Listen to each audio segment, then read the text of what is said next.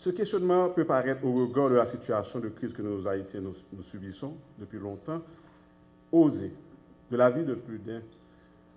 Le niveau de dégradation que vivons risque d'hypothéquer notre avenir si les mesures adéquates ne sont pas réfléchies, envisagées, adoptées et mises en œuvre de manière concertée, résolue et délibérée. Il est donc impératif d'œuvrer ensemble à l'établissement d'un climat de sécurité et de paix durable, garant de la stabilité et de l'état de droit. Cet environnement propice à la création de richesses faciliterait un développement économique et social juste et équitable qui, en retour, participera au renforcement de ce cercle vertueux apte à faciliter la construction ou le renforcement de la nation. Cette œuvre est indispensable à notre pérennité et à notre prospérité. L'éminent historien Roger Gaillard l'avait bien compris lorsqu'il a écrit dans son ouvrage Un chemise en quoi, je cite, « Il nous a fallu environ 3 siècles pour devenir un peuple. Puis, sur ces acquis, nous avons, en moins d'une génération, institué notre État. Et il nous reste à devenir une nation. Dernière soudure, lente à venir et dont l'absence comme hier peut mettre gravement en péril un prochain jour notre souveraineté. Défi nous gagnons aujourd'hui pour nous construire une nation en partie, si tout le monde a considéré toute qualité de problème qui était mentionné dans 14 judiciaires, problème tant que ça, nous connaissons déjà que nous n'avons pas besoin de citer un paquet de discours avec elle.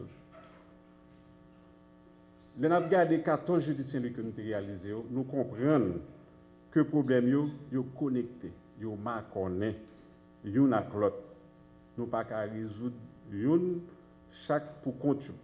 C'est ça qui fait l'important pour nous définir ensemble qui pays nous voulons et comment nous pouvons arriver à bâtir. Nous tous voulons un Haïti côté la paix et la prospérité blaye à taille banta pour nous tous joindre nos petits morceaux. J'ai été dans des réunions avec des présidents, avec des sénateurs, avec des partis politiques, avec des groupes et des intérêts et j'ai pu voir directement la légèreté avec laquelle les sujets importants de l'économie haïtienne et de la société haïtienne étaient adressés et comment les intérêts personnels économiques étaient en toute transparence la primeur.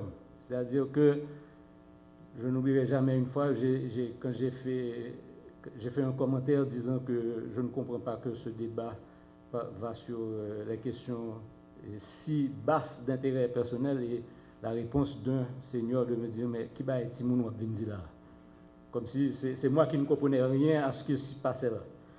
Donc, fort de ces expériences, je suis encore plus convaincu aujourd'hui que nous ne pouvons pas parler de paix durable sans prospérité. C'est pour moi le moteur primaire. Et quand on regarde l'insécurité que nous vivons aujourd'hui, c'est principalement une insécurité basée sur des raisons économiques. Nous ne sommes pas Israël et Palestine, nous n'avons pas de problème ethnique, nous n'avons pas de problème de mauvais voisins qui viennent nous attaquer, nous n'avons pas de problème de ressources sur lesquelles on se bat.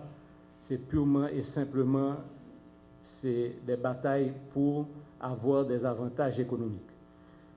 Nous avons une utilisation des gangs, la création de cette insécurité comme outil politique, mais à fin économique, pour avoir des avantages et pour défendre des intérêts personnels. Nous avons le financement direct des gangs comme outil. Encore une fois, j'ai vécu des cas où des gens m'ont avoué avoir envoyé des gangs pour bloquer des activités des gens, mais en toute transparence, parce que c'est normal, c'est comme ça qu'on fait le business en Haïti. Et même pour les gangs eux-mêmes, c'est une structuration dans les quartiers les plus défavorisés qui est malheureusement l'une des meilleures sources d'ascension à l'accès à l'argent, parce qu'il n'y a pas d'opportunité. Donc, quand on prend tout ça dans le contexte, on réalise que la problématique économique est central à toute question, tout débat de paix durable. Nous avons un système socio-économique qui est basé sur l'exclusion. Donc, nous sommes une nation qui est issue d'une révolution contre un système économique qui était raciste, qui était un système d'exploitation.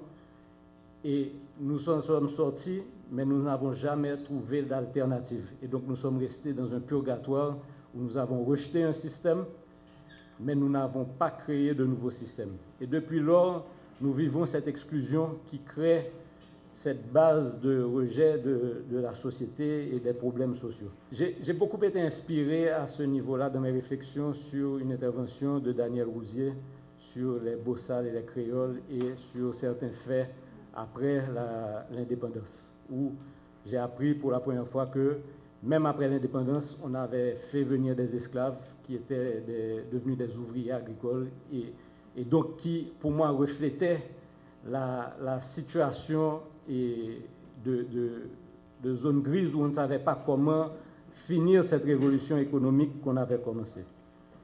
Et donc, comme je disais, nous avons un système qui est basé sur l'exclusion.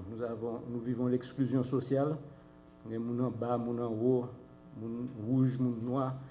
Tout Haïtien se définit par l'exclusion de l'autre Haïtien, à tous les niveaux. Nous avons un système d'exclusion économique. C'est dépendamment de qui on est, on aura accès ou non aux opportunités économiques. Nous avons un système financier qui exclut la majorité des Haïtiens. Ils n'ont pas accès aux services de base financiers nécessaires. Et donc, la conséquence de cette exclusion nous donne une économie, un système économique qui ne peut pas créer de valeur, qui est un système de rente qui se bat pour des miettes et qui essaie de trouver comment manufacturer un avantage et une rente et disons un profit artificiel et non dans la création de richesse. Donc, sans création de richesse, sans création de valeur ajoutée, nous ne pouvons pas parler de prospérité. Et si nous ne pouvons pas parler de prospérité, on n'aura jamais la paix durable. L'insécurité. Donc, les mots du moment, les ressentis de tous les jours. On parle de gangs, de kidnapping, de disparition de la libre circulation des hommes et des biens, des exécutions sommaires dans l'espace public, la capitale est assiégée, on voit les mouvements incontrôlés des populations aux abois, pillage et destruction gratuite de biens. Le territoire n'est plus sous contrôle où qu'on soit. Phénomènes urbains, ces éléments d'insécurité tendent à faire tache d'huile dans le territoire. Ça vient, Petite Rivière de l'Artibonite et Liancourt. Mais il y a une dimension de l'insécurité dont nous devons prendre conscience. C'est que nous sommes assommés par les conversations, les images, les discours. Et on voit se développer une forme de voyeurisme. On est tout le temps en train de transférer les messages avec les images les plus sanglantes possibles. Et il y a aussi au fond ce que nous vivons depuis plus de 20 ans, ce que j'appelle moi une forme d'hypocrisie. Il y a une vraie déshumanisation. Le corps est traité comme si c'était le corps d'un animal. C'est une société qui, au-delà des questions d'insécurité et de crise politique, est en train de perdre son humanité. Et je crois que nous ne pouvons pas continuer à l'ignorer. C'est un point central pour l'avenir.